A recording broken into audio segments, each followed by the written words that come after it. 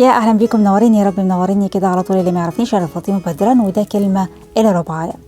الفيديو بتاع النهارده هتكلم فيه عن حاجه بسيطه جدا، كتير مننا ممكن يكون عملها واستفاد منها جدا وهو قاصد ده وعارف وفاهم، واثرت في شخصيته، بعدين بقى شخص ايجابي. وفي ناس ما استفادتش وما فيش حاجه اثرت فيها. الفيديو ده ليكم. طيب، اللي انا عايزه اقوله ايه؟ كتير مننا، او بمعنى صح كلنا، بيدخل في حياتنا ناس يا بيكملوا معانا يا بتبقى فترة بسيطة كده وبيطلعوا من حياتنا، سواء بقى احنا حبيناهم كرهناهم ايا كان. ان شاء الله يا رب نكون قابلناهم في الشارع وحصل موقف ما بيننا.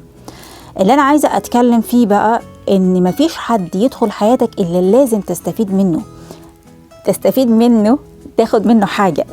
بمعنى مش هنقلب الناس، مش هناخد منهم حاجة مادية ملموسة.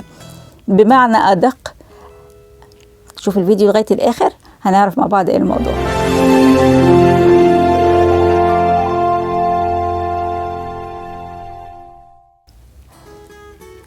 اللي أنا عايزة أقصده، كلنا بشر، وبالطبيعة البشرية إن كل واحد فينا عنده مميزات وعيوب. وكلنا لما بنبقى ماشيين في الحياة كده أكيد هنقابل ناس كتير، سواء بقى الناس دولت دخلوا حياتنا وكملوا معانا طول حياتنا، أو كانت فترة بسيطة جدا كده دخلوها وقعدوا شوية وبعد كده اتكلوا على الله ما كملوش. سواء بقى الناس اللي احتكينا بيهم في الحياة، حبيناهم أو كرهناهم أو أيا كانت الأسباب، كل دول عندهم في شخصيتهم حاجتين، مميزات وعيوب. الناس اللي انا كنت بتكلم عنهم في اول الفيديو خالص ان هم ممكن يكونوا استفادوا وكانوا مركزين وفاهمين وكملوا بقية حياتهم وهم تغيرت، او بمعنى صح بقت شخصية ايجابية اكتر، وكانت قدروا ان هم يكملوا فهموا الحياة اكتر. في الحتة اللي انا هتكلم فيها دي، ان مفيش حد يدخل حياتك اللي لازم تاخد منه حاجة. الحاجة اللي انا اقصدها الميزة اللي تشوفها في شخصيته. بمعنى ادق، الفترة اللي هتتعامل فيه معاها تقتدي بيه في مميزاته، ما تقتديش بيه in general، مش في العموم، لا، اقتدي بيه في المميزات بتاعته. المميزات بتاعته دهيت لما هتشوفها هتقعد تحللها شوية كده، ان هي حلوة جدا في الحياة عموما. في اخلاقياته لما بيستخدمها في حياته بيبقى فيه ايجابيات، بعد كده بيشوفها ليها مردود ايجابي بمعنى ادق.